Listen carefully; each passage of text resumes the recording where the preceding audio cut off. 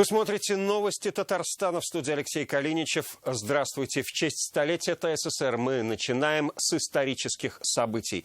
В феврале 1976 года в эти дни сразу два ведущих предприятия Казани были награждены орденом Трудового Красного Знамени. Это химический комбинат имени Вахитова и завод медицинских инструментов. Предприятия отметили за увеличение объемов производства и победы в союзных соцсоревнованиях.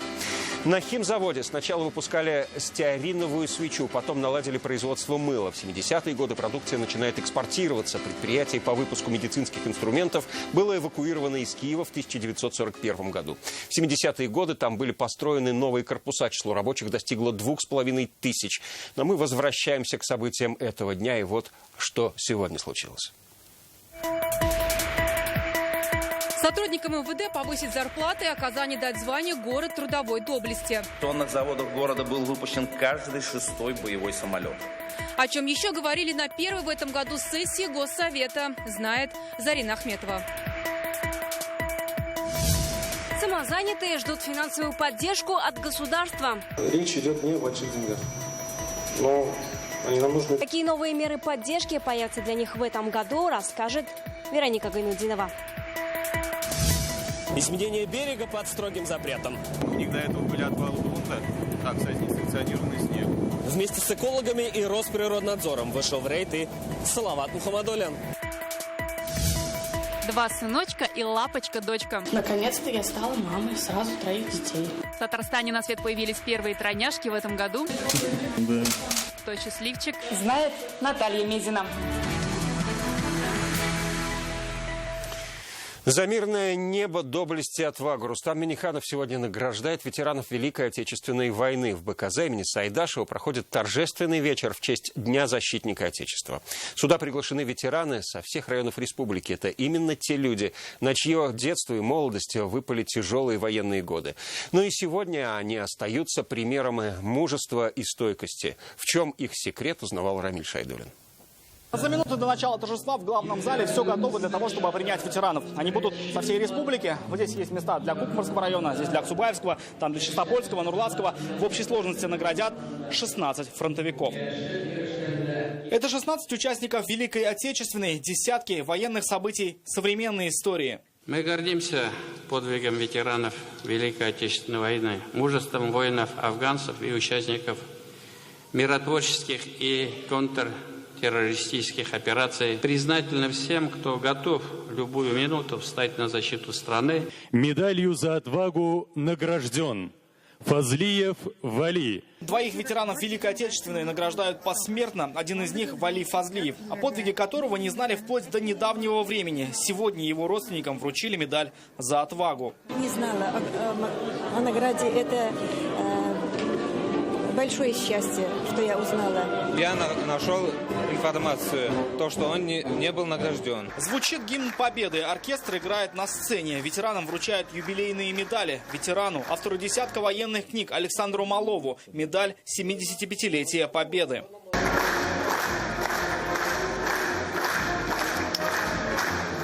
День образований, битый, но не сокрушенный, в боях познавший радость побед легендарной победоносной советской армии.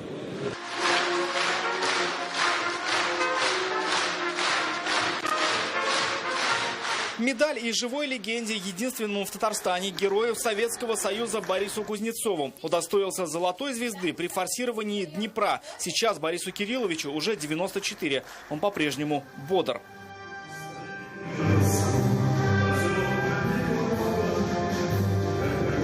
В зале продолжаются торжества. Ветераны вспоминают события тех лет. Годы, без которых бы не было истории. Подвиги, без которых бы не было победы. Рамиль Шайдуллин, Ринат Сафин, ТНВ, Казань. Не допускать формализма при подготовке к юбилею Победы. Так сегодня Рустам Минниханов обратился к министрам, главам районов и к руководителям предприятий. Подготовку к 75-летию Победы сегодня обсудили на заседании оргкомитета. Президент отметил, ветераны должны постоянно ощущать заботу о них. Все юбилейные медали должны быть вручены в торжественной обстановке. Полных кавалеров ордена славы также связаны неравнодушных жителей. Не просто раздали там, не вздумайте. произвести в срок все предусмотренные выплаты в связи с празднованием Дня Победы.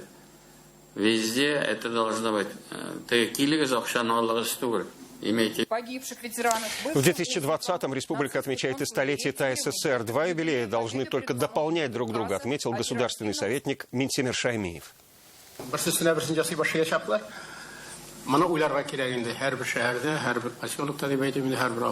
Дмитрий Александрович, вы совершенно правильно отметили. Все это должно синхронизировано и очень, друг друга дополнять, а не замещать. Поднять зарплаты в полиции, дать возможность братьям и сестрам учиться в одной школе, а Казани присвоить звание города трудовой доблести. Об этом сегодня говорили на первой в этом году сессии Госсовета. Она выдалась насыщенной. Депутаты заслушали два больших доклада от главы МВД и уполномоченного по правам человека. О самых важных и острых вопросах Зарина Ахметова.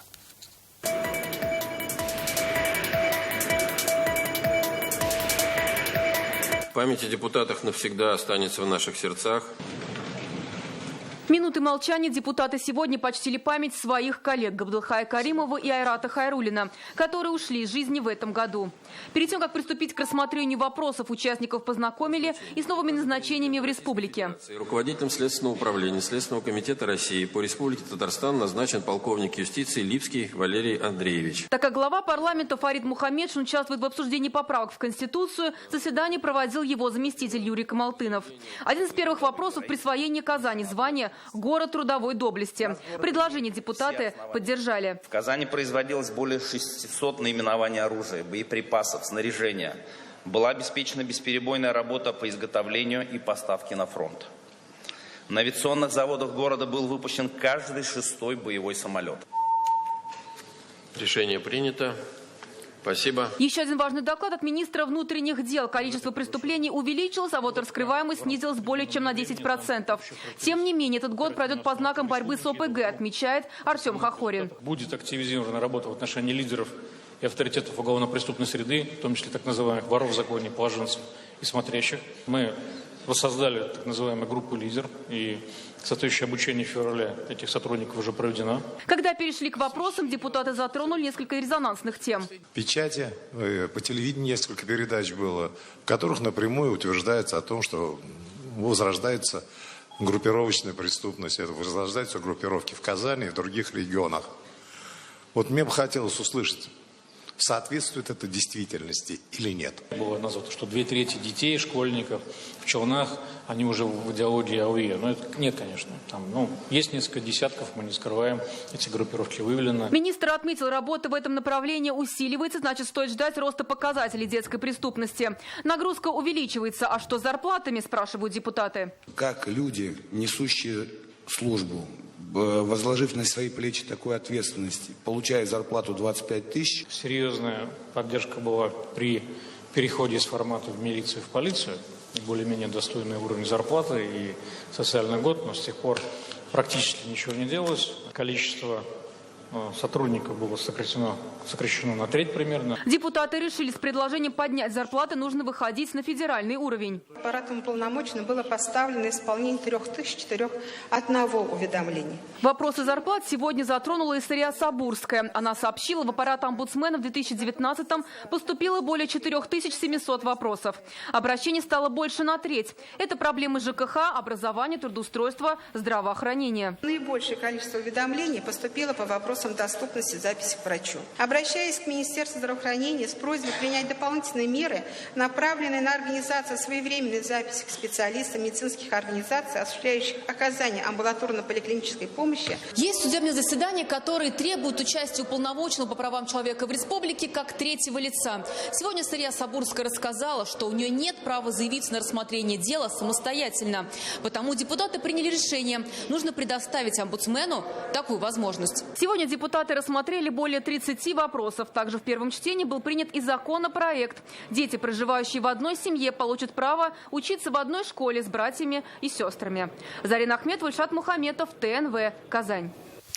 Рустам Минниханов поручил в максимально короткие сроки решить транспортную проблему в Автограде. Напомним, в начале этого месяца исполком Челнов вернул 190 автобусов НИФАС лизинговой компании КАМАЗ. Горожанам предложили воспользоваться маршрутками, однако такой маловместимый транспорт создает неудобства, например, для мамочек с колясками. По мнению Рустама Минниханова, какие бы споры ни возникали между различными хозсубъектами, люди при этом страдать не должны. Это все, конечно, должно быть в максимально короткие сроки решено. Такую задачу президент ставит. Насколько я понимаю, у города есть какое-то видение о закупке какого-то иного транспорта, более, габаритного. Самозанятым в Казани нужна финансовая поддержка. Сейчас в столице зарегистрировано 18 тысяч самозанятых. Производить продукцию, реализовывать ее одно, а как дальше развиваться, они задаются вопросом. Что им предлагают, услышала Вероника Гайнудинова. А здесь даже с кожей. Или это нет? Нет, это не кожа. Хобби украшения из полимерной глины теперь официальная работа Елены Санниковой. За 2 месяца самозанятости она уже видит плюсы. Свободная деятельность и легальный доход хорошо, но есть и недостатки. Существует проблема. То есть не все еще, особенно начинающие предприниматели, начинающие самозанятые граждане, могут понять, в каком направлении им двигаться. С просьбой помочь выйти на рынок Елена Санникова обратилась к мэру Казани на Совете предпринимательства. Ильсур Медшин предложил каждому району города подготовить по 10 площадок, где самозанятые смогут бесплатно выставлять свою продукцию. Давайте дорожную карту, и в этой дорожной карте буквально берем карту Казани, и вы говорите, могли бы там. Другим самозанятым нужно расширяться, оборудование для производства купить, к примеру. Переживают с их статусом, пока кредит не получить, ищут альтернативу. Есть ли возможность получения финансовой поддержки для самозанятых? Для самозанятых исполком Казани разработает грантовую поддержку на 10 миллионов рублей. Это 100 грантов по 100 тысяч рублей. Мы не заменим никогда банки, никогда не заменим институт финансирования, но поддержка будет. Планируем ли мы продлевать этот мораторий на 2020 год для того, чтобы наши самозанятые могли работать без опаски? Мораторий на этот год сохраним, но правильно надо потихоньку привыкать. Мораторий на штрафы будет и в этом году. Например, если самозанятый нарушил правила благоустройства, они чаще всего касаются размещения вывесок на торговых точках, то его ждут только предупреждения. Вероника Гайнудинова, Алмаз Зиадинов, ТНВ, Казань. Где патенты, где работа? Что не так с научно-исследовательской деятельностью КХТИ и КАИ? Подробности читайте в интернет-газете «Реальное время». Ювелирная работа. В Татарстане родились первые тройняшки этого года. 2 мальчика и девочка. Долгожданное чудо в единственном экземпляре. Родители ждали 12 лет, а получили в Кубе. Сегодня из перинатального центра малыши отправились домой в Челны. Как татарстанские папы и мамы вносят тройной вклад в национальный проект «Демография», расскажет Наталья Мезина.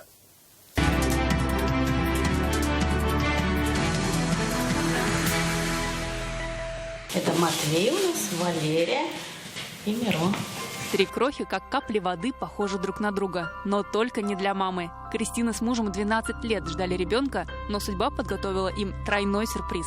Муж так отреагировал, он был в шоке. Просто это же было первое УЗИ, когда уже идет там произведение плодного яйца, да? То есть и увидели там 1, 2, 3. То есть я одна ходила. Я ему прихожу, говорю, так и так. Он мне говорит, понятно. Я говорю, через неделю сердцебиение надо брать. Он мне говорит, их 4 не станет. С таким настроем Кристина прожила 7 месяцев. Операция прошла так же легко. За 35 минут бригада из 16 врачей сотворила настоящее чудо. Само кесарево сечение прошло без особенностей. Мы извлекли всех 3 в целых плодных пузырях. Мама здоровая и хорошая. Наша пациентка, которая вырастила внутри себя хороших и здоровых деток. Ассорти конфеток так мама называет деток. Рост каждого 44 сантиметра, а вес по 2 килограмма. Я первый раз стала бабушкой, сразу 3 внуков, внучки. Это вообще бесподобно, какое счастье. Шок, наверное, был, скорее всего. До сих пор не понимаю. Тройняшки в Татарстане в этом году появились впервые. Но за 2 месяца в перинатальном центре родились уже более 1000 младенцев. Мы всегда, если в России был отрицательный прирост, то Татарстан уже давал положительный прирост. Поэтому мы надеемся, сейчас ведь правительство приняло вообще беспрецедентные меры по поддержке мам, поддержке рождаемости, малообеспеченных семей. Я думаю, что процесс пойдет. Это прекрасный вклад в национальный проект «Демография», говорят врачи, и просят молодые пары чаще радовать такими новостями. Наталья Мезина, Александр Лобанов, ТНВ, Казань. Перелетные птицы всех внесут на страницы. Завершается голосование за талисман всероссийской переписи населения. В конкурсе участвуют более 500 авторов из 74 регионов. Татарстан представляет Ратмир Ахияров. В основе его логотипа снегирь, сорока, синица и голубь. У птиц-волонтеров есть даже электронная анкета, профиль и фирменный шарф.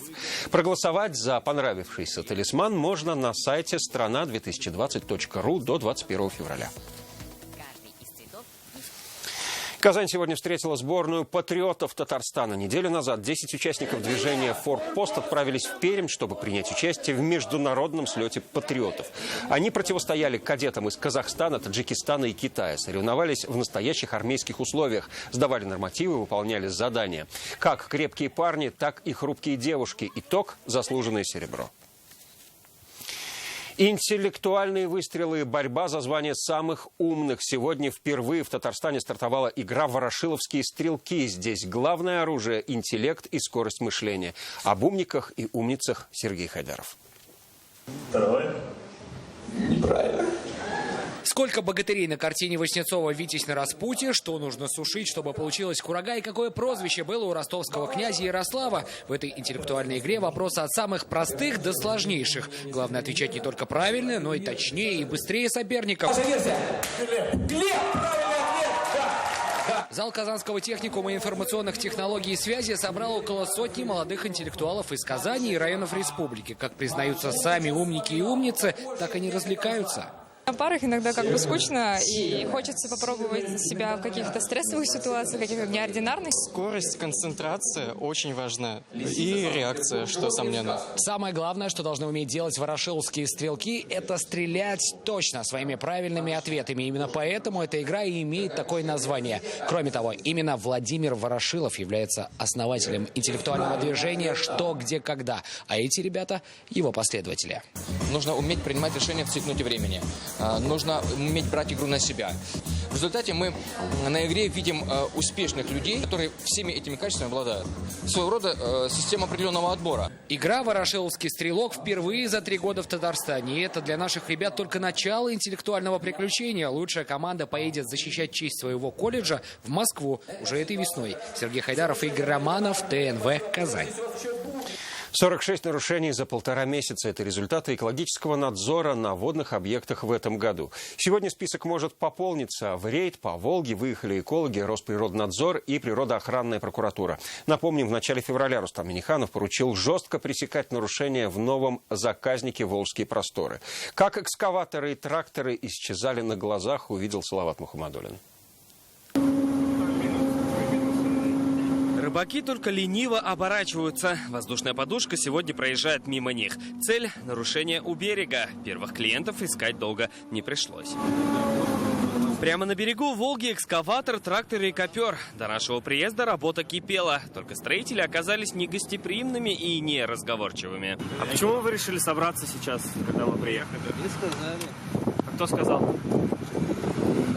Так за несколько минут вся работа и свернулась. Но факт зафиксирован, и владелец земли будет вызван в Росприроднадзор для дачи разъяснений. В данном месте мы привлекали компанию «Восток-С» за складирование грунта в акватории Кубышевского водохранилища по 76 КоАП РФ.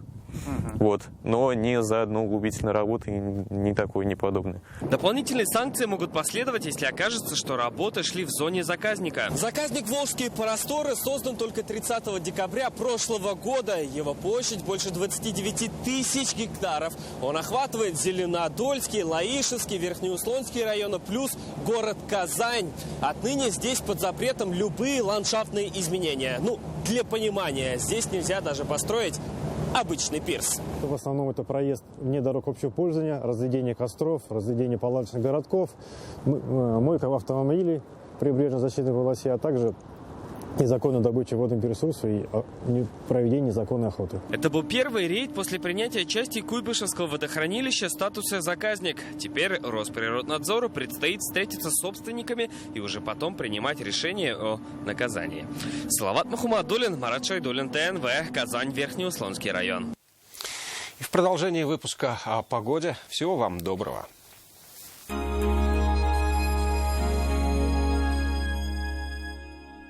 29 февраля в 19:00 Москва. Элвин Грей.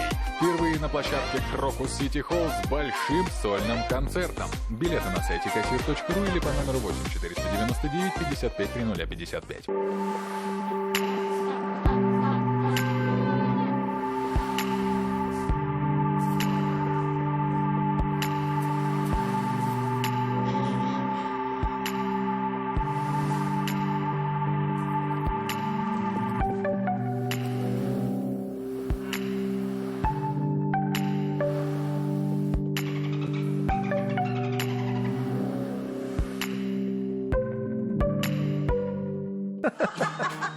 Чувство радости способно лечить и продлевать годы жизни. А в аптеках Фармленд всегда есть повод для радости. Скидки до 50%. Фармленд – аптека доброго здоровья. В бережных аптеках, аптеках Икона и аптеках от склада снижение цен. Например, Мироместин 315 рублей, Тауфон 89 рублей, Панангин 119 рублей. Снижение цен в бережных аптеках, аптеках Икона и аптеках от склада. Покупай прямо сейчас. Галамарт шокирует ценами. 23 февраля пена для бритья Арко всего 1 рубль. Ждем вас за подарками в Галамарт. Вы еще не слышали? Ипотека от 1%. Квартиры Акбарс Девелопмент. Звони сейчас. Телефон в Казани 295 77 77. Будь подвижным, энергичным с гелем «Активист». Двигайся легко, свободно с гелем «Активист». С гелем «Активист» в активную жизнь.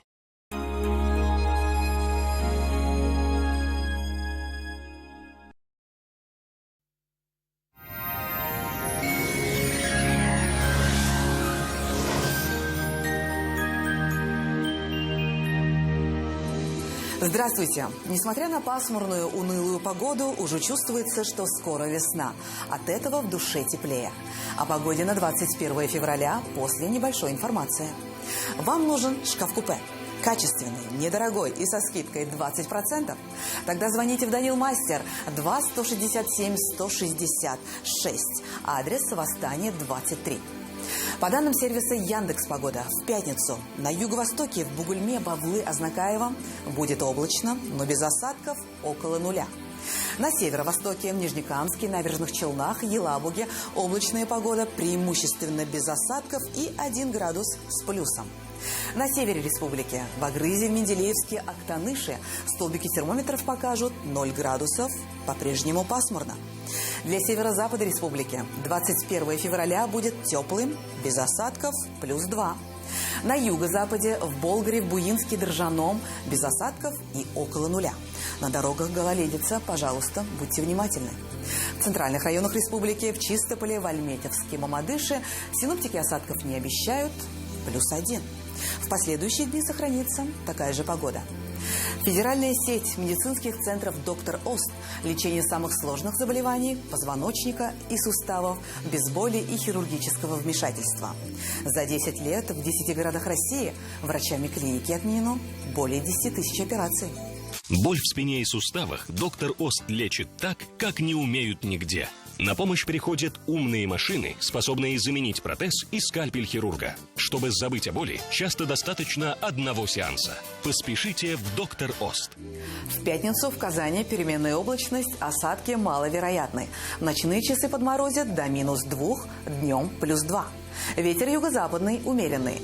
Атмосферное давление повысится 761 миллиметр ртутного столба, влажность воздуха 89%. Магнитное поле Земли неустойчивое, берегите себя. На этом все. В студии была Лейла Латыпова. Всего доброго и до свидания.